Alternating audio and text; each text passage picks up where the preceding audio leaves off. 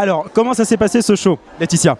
Eh ben, pour nous, ce fut un grand moment de plaisir en tous les cas, parce que tout d'abord, on a été super bien accueillis, tout a été vraiment très très bien organisé, et puis je trouve que pour un petit pays comme Luxembourg, réunir 700 coiffeurs, ben voilà, on avait vraiment chaud au cœur et on a essayé en tous les cas de donner toute une énergie, parce qu'il y a un vrai échange avec le public, c'était extraordinaire. C'est splendide, ça. Et quand on sort de scène et qu'il y a tout, on est passé dans la foule et tout le monde te dit c'était excellent, Laetitia, c'était magnifique. Qu'est-ce que ça fait?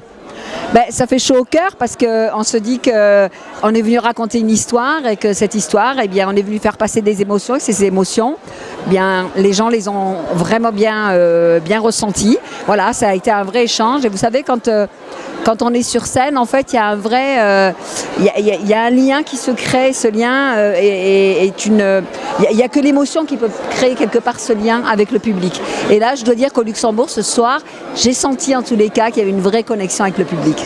Ok, parfait. Alors j'ai lu sur internet, je me suis renseigné avant sur le personnage, Laetitia Galaou. Alors j'ai vu qu'à la base, tu as commencé dans la coiffure, ça te plaisait pas vraiment, puis tu t'es orienté très très vite en fait vers l'artistique et vers le show.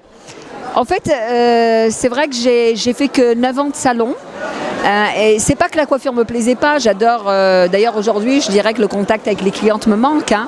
Mais à cette époque-là c'était dans les années 80 et on avait un peu un management à l'américaine comme ça où il fallait penser qu'aux chiffres, et c'est vrai que j'étais très jeune et puis dans ma tête j'avais vraiment pas choisi ce métier enfin en tous les cas j'avais pas pensé à ça et pour moi c'était la création en tous les cas, créer, essayer de trouver des textures, des idées et tout, et c'était un peu restreint, je me sentais un peu étouffée et c'est la raison pour laquelle après je suis partie dans d'autres univers qui sont toujours quand même la coiffure, la beauté, la femme, l'élégance, voilà. Ok, parfait. Alors ce soir, est-ce qu'il y a eu des boulettes, des choses qu'on n'a pas vues, des choses qui se sont mal passées? Parce quand on est dans le public, on voit pas forcément le tout, quoi. Sur scène, vous voulez dire? Oui, sur scène. Ouais. Ah oui, il y en a toujours, hein, c'est ça le live, hein, c'est ça le live. En étant très honnête, tout d'abord j'ai eu un petit souci avec mon séchoir parce qu'il était le fil était trop court, donc je n'arrivais pas et personne n'a pensé à me mettre une rallonge beaucoup plus longue, ou alors il était coincé, je sais pas en fait.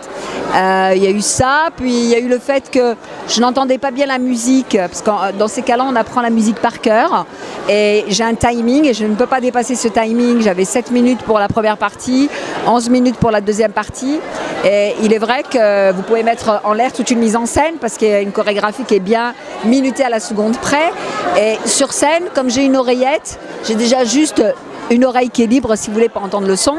C'était un peu trop bas pour moi, j'avais besoin d'être un peu plus portée, mais bon. Alors le prochain show, c'est quand, Laetitia?